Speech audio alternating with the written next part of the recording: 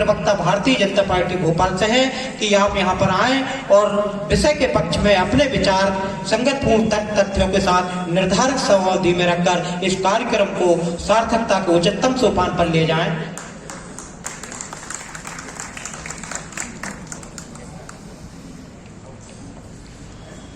आज हम इस कार्यक्रम में नवपंचाशदिक शतम जयंती मनाने के अवसर पर विवेकानंद जी को याद करते हुए उन्हें मैं नमन करती हूँ। आदरणीय मंच और सामने बैठे सभी प्रबुद्धजन, आज का जो हमारा विषय है, मुझे लगता है कि आज वो समय की जरूरत भी है और आज वो समय के अनुसार सम्यक भी है। अब विषय हमारा क्या है? हमारा विषय है राष्ट्र निर्माण में धर्म सार्वभौमिक विकास का जरिया साधन।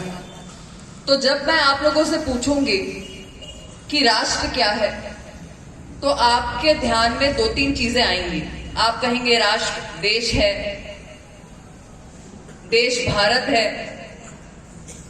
और भारत क्या है जब आपसे पूछा जाएगा तो आपको उसमें फिर से दो तीन कड़ियां याद आएंगी, जिसमें आप कहेंगे कि देश को चलाने के लिए संविधान की आवश्यकता होती है, अनुशासन की आवश्यकता होती है और मूलभूत सुविधाओं की आवश्यकता होती है जो कानून सम्मत हो। अब क्या आप लोगों ने कभी विचार करने का ये प्रयास किया है कि हम जिस देश को जानते हैं उस भारत का शाब्दिक अर्थ क्या है?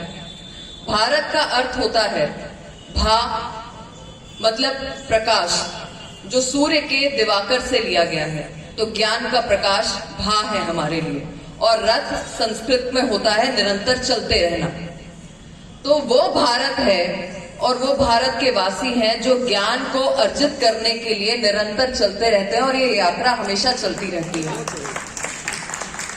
जब हम भारत की बात करते हैं तो ये कोई एक भूभाग नहीं है, एक ज्योग्राफिकल एंटिटी नहीं है भारत, पर भारत उससे कहीं ज्यादा उत्कृष्ट है। अब आप सोचेंगे कि भारत इससे ज्यादा उत्कृष्ट कैसे है, तो आप में से कोई कहेगा उसके इतिहास की वजह से। हाँ, इतिहास की वजह से। पर इतिहास से ज्यादा आपसे पूछा जाएगा क्यों उत्कृष्ट है, तो आप कहेंगे उसकी संस्कृति की वजह से। हाँ, बिल्कुल है। पर संस्कृति से ज्यादा अगर उत्कृष्ट आपसे पूछा जाएगा तो आप कहेंगे धर्म की वजह से। हाँ, धर्म की वजह से भी है। उससे ज्यादा आपसे पूछा जाएगा कि इससे ज्यादा उत्कृष्ट भारत क्यों है, तो आप कहेंगे परमात्मा की वजह से। तो जी हाँ, परमात्मा की वजह से भी है। और भारत को सबसे ज्यादा उत्कृष्ट उसका ये स्वभाव बनाता है जिसमें वो शून्य से लेकर सच्चिदानंद की यात्रा करता है, परमानंद की यात्रा करता है। और इसीलिए भारत पूरे विश्व में सबसे ज्यादा श्रेष्ठ है। अब आप देखिए कि हम जब विश्व की बात करते हैं तो विश्व में हम अनेकों क्रांतियों के बारे में चर्चा करते हैं। हम फ्रांस की क्रांति की बात करते हैं, हम ब्रिटेन की क्रांति की बात करते हैं, हम चाइना की क्रांति की बात करते हैं। पर भारत की जब भी हम बात करते हैं तो भारत में कभी भी क्रांति नहीं हुई। और क्रांति क्यों नहीं हुई? क्योंकि हम क्रांति का देश नहीं, हम संक्रांति का देश हैं। और हम लोग अभी हाल ही में मकर संक्रांति मना भी रहे हैं। अब मकर संक्रांति का आप जब खूबसूरत सा रूप देखेंगे तो कहीं पर कोई मकर संक्रांति मना रहा है, कहीं पर कोई पोंगल मना रहा है, कहीं पर कोई लोहड़ी मना रहा है। तो इतनी सारी विविधताएं हमारे अंदर, और हम सबको बहुत सहजता से स्वीकार करते हैं।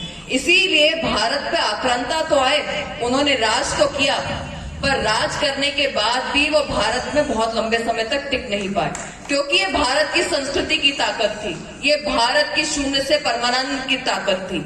वहीं आप अगर सोवियत नेशंस देखेंगे, सोवियत कंट्री देखेंगे, तो वो कभी भी इस बोझ को झेल नहीं पाए।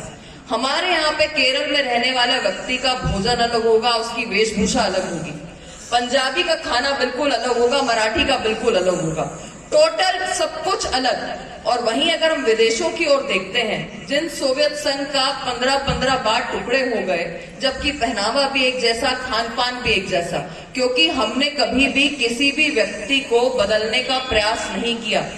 हमने सबको स्वतंत्रता दी कि खंडन भी करे और विखंडन भी करे और लगातार ज्ञान का अर्जन करता चला जाए। ये भारत की विशेषता है। मुझसे पूर्व में भी बहुत से वक्ताओं ने भारत के बारे में, धर्म के बारे में, राष्ट्र निर्माण के बारे में चर्चा की। देखिए, जब हम धर्म की बात करते हैं तो हाँ, धर्म धारण करने वाला है, पर जब मैं आपसे पूछूंगी कि धर्म क्या है, तो आप लोग कहेंगे कि धर्म हिंदू धर्म है।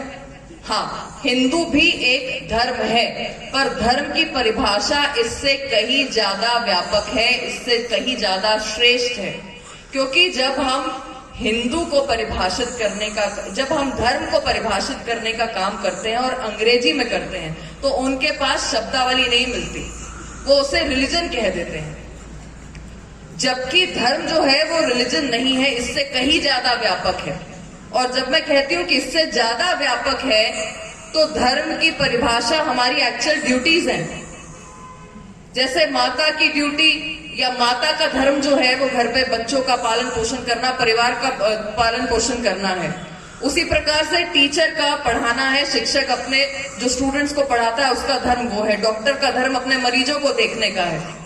और उसी प्रकार से जब हम धर्म की बात करते हैं और उसको व्यापकता से समझते हैं, तो आप देखिए, अगर रिलीजन की बात करेंगे और अगर धर्मशाला की बात होगी, तो क्या धर्मशाला का मतलब है कि स्कूल ऑफ रिलीजन? नहीं।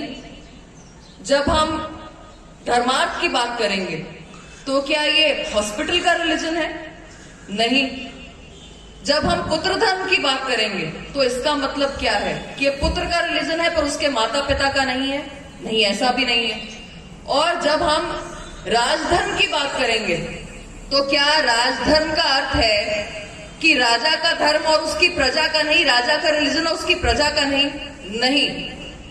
हमारे यहाँ पर धर्म जो होता है, धर्म का अर्थ होता है कि जब हम परोपकार के लिए कोई शाला बनाएं और कई लोगों को उसमें रहने का, पढ़ने का अवसर दें, तो वो धर्मशाला होती है, ना कि खुद के लिए।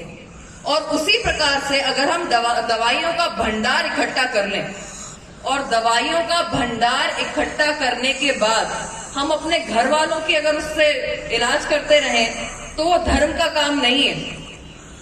पर वो धर्मार्थ तब बनता है जब आपने अस्पताल दूसरों के लिए बना दिया। और उसी प्रकार से पुत्र का धर्म भी है और राजधर्म भी है। और इसीलिए महाभारत में भी ये कहा गया है, धारणात् धर्म इत्याहु धर्मो धार्यति प्रजा। तो जो धर्म को धारण करता है, राजा का धर्म है उसकी प्रजा का ख्याल रखना। पर उसको और विस्तारित करके कहा गया है कि राजा का धर्म सिर्फ उसकी प्रजा का ख्याल रखना नहीं है, पर उसके साथ में सृष्टि, पशु पक्षी, पेड़ पौधे, इन सब का ख्याल रखना है।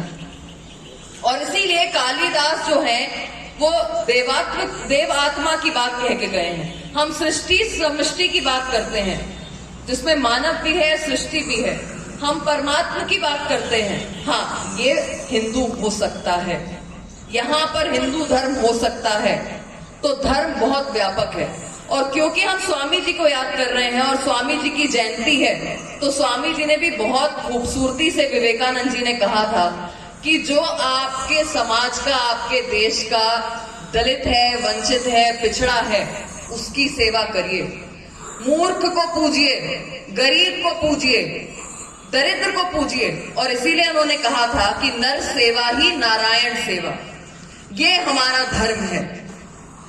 जब हम राष्ट्र की बात करते हैं, तो देखिए हमारा संविधान और हमारे संविधान के जो निर्माता हैं, उन्होंने कभी भी हमारे राष्ट्र को धर्म से अलग नहीं रखा। हम जब लोकसभा के अंदर घुसते हैं, तो लोकसभा के जो अध्यक्ष जहां पर बैठते हैं, वहां पर लिखा होता है धर्म चक्र प्रवर्तनात्। जब हम भारतीय शासन का ध्येय वाक्य देखते हैं, तो उसमें लिखा होता है सत्यमेव जयते। और सत्यमेव जयते का अर्थ होता है, शास्त्रों में आत्मा, परमात्मा, प्रेम और धर्म को ही सत्य माना गया है। ये है सत्यमेव जयते। धर्म आया कि नहीं आया इसमें? जब आप सुप्रीम कोर्ट में जाते हैं, तो सुप्रीम कोर्ट का ध्येय वाक्य है यतो धर्मा ततो जयः। धर्म आया। अब आप देखिए कि जब आप थल सेना का ध्येय वाक्य देखते हैं, तो उसमें लिखा होता है सेवा अस्माकम धर्मः। और जब आप संसद की भवन के अंदर जाते हैं, तो संसद भवन में ऊपर लिखा होता है अयम निजः परोवती गन्ना लघु चेतसाम उदार चरिता नाम तु वसुधैव कुटुंबकम। तो जिस वसुदेव को, हम कुटुंबकम, जिस पूरे विश्व को हम एक साथ देखते हैं, ये भारतीय शासन का, भारत की न्याय प्रणाली का यही नियम है। पर दुर्भाग्य से हमारे देश में ये हुआ कि हमारे देश में जो लोग सत्ता पर आसीन हुए, वो सत्ता में आसीन होने के बाद हमारे संविधान के ध्येय को नहीं समझ पाए, हमारे राष्ट्र की आत्मा को नहीं समझ पाए, और इसीलिए उन्हें धर्म का नाम लेने से भी डर लगने लग गया। जबकि संविधान में आपको कहीं पर भी कोई भी ऐसा पक्ष नहीं दिखेगा जहां पे धर्म ना आता हो। धर्म इज नॉट रिलीजन, धर्म उपासना नहीं है। और इसीलिए डॉक्टर सर्वपल्ली राधाकृष्णन कहते थे कि Hinduism is not a religion, it is a Commonwealth of many religion. यानी कि जो हिंदू राष्ट्र, जो हिंदुत्व है, वो एक रिलीजन नहीं है, बल्कि ये महासंघ है सभी रिलीजन्स का। और इसीलिए भारत के अंदर हम देखते हैं कि हमारे यहाँ पर सबसे ज्यादा शक्तिशाली अगर ईश्वरों में किसी को माना गया तो वो इंद्र और वरुण को माना गया। पर ना इंद्रदेव का कोई मंदिर है और ना ही वरुण देव का कोई मंदिर है। हमारे यहाँ मंदिर राम जी का है, कृष्ण जी का है, हनुमान जी का है, गजानन देव का है, पर इन दोनों के नहीं है। हमारे यहाँ स्वतंत्रता है कि जो मूर्ति पूजन करना चाहता है वो अपने रूप से आकार दे सकता है और मूर्ति की उपासना कर सकता है। हमारे यहाँ पर जैन और बौद्ध धर्म आए, जिन्होंने मूर्ति पूजा जिनके यहाँ नहीं की जाती, पर उन्होंने ये माना कि जो भी लोग अन्य उपासना के तरीके को अपना रहे हैं वो सही है और उनका वो तरीका हो सकता है। और कुछ ऐसे भी समाज हैं जो कहते हैं कि बस हम ही हैं, हमारे अलावा कुछ सत्य नहीं है। तो ये एक रिलीजन का, उपासना का तरीका हो सकता है, पर विविधता में एकता ये भारत की पहचान है। और जब हम सार्वभौमिक की ओर देखते हैं तो सार्वभौमिक क्या है? अंत्योदय, अंतिम पंक्ति में बैठे हुए व्यक्ति की जो मूलभूत सुविधाएं हैं उसको पूरा करना सार्वभौमिक है। सार्वभौमिक क्या है? सार्वभौमिक है कि आदर्श नागरिक होना, जो हमारे लिए कानून में पहले से दिया हुआ है, ये सार्वभौमिक है। और जब हम सार्वभौमिक की कल्पना को पूर्ण करने की ओर देखते हैं तो उसको पूर्ण करने के लिए सबसे पहले आवश्यकता है कि हम स्व आधारित बने। आज हमें अपने स्व पे शर्म आती है क्योंकि हम अपने स्व को पहचानते नहीं, हम अपनी ताकत को पहचानते नहीं, हम अपने ऋषियों की, गुरुओं की अध्ययन शैली को पहचानते नहीं, हम भारत के उस इतिहास को नहीं पहचानते जिसने विश्व के अंदर विज्ञान, ज्ञान, गणना सबका जो है एक सार पहुंचाया है। हम उसे नहीं जानते, इसलिए अपने स्व पर शर्म करते हैं। और बहुत छोटा सा उदाहरण स्व का देती हूँ जो साधारण तरीके से आप सबको समझ में आएगा। हम कहीं पर भी भारत के अंदर एक साफ सुथरी जगह पर जाते हैं, साफ सुथरी जगह पर जाते हैं और वो बहुत सिस्टमैटिक चकाचौंध वाली दिखती है, तो सबसे पहला वाक्य हमारे मन से निकलता है, लगता नहीं कि ये इंडिया है, लगता नहीं कि ये हिंदुस्तान है, लग रहा है कहीं बाहर आ गए हैं। तो हम अपने आप को लेकर ही गर्व महसूस नहीं करते। और स्वामी विवेकानंद जी की जयंती मनाते हैं, वो स्वामी विवेकानंद जिन्होंने भारत को, जिन्होंने राष्ट्र को, जिन्होंने हमारे देश को विश्व के पटल पर गौरवान्वित महसूस करवाया, जिसको पूरा विश्व आज भी याद करता है। और इसीलिए मैं आपसे अंत में सिर्फ इतना ही कहना चाहती हूं कि हमारे देश में धर्म के बिना राष्ट्र निर्माण नहीं हो सकता और राष्ट्र निर्माण के बिना सार्वभौमिक विकास नहीं हो सकता। इसीलिए हमारा मूल भी धर्म है। हमारा धर्म कल भी अखंड था, आज भी है और आने वाले जब तक हम जीवित हैं, जब तक सृष्टि पर भारत है, तब तक ये वहीं का वहीं रहने वाला है। अंत में वेद के इस श्लोक को बोल के खत्म करूंगी। ओम पूर्णमदः ओम पूर्णमिदं पूर्णात् पूर्णमुदच्यते पूर्णस्य पूर्णमदाय पूर्णमेवावशिष्यते। आपने मेरी बात को बहुत धैर्यपूर्वक सुना, आपने अपना समय दिया, आपके आशीर्वाद की अपेक्षा रखती हूँ। बहुत बहुत धन्यवाद।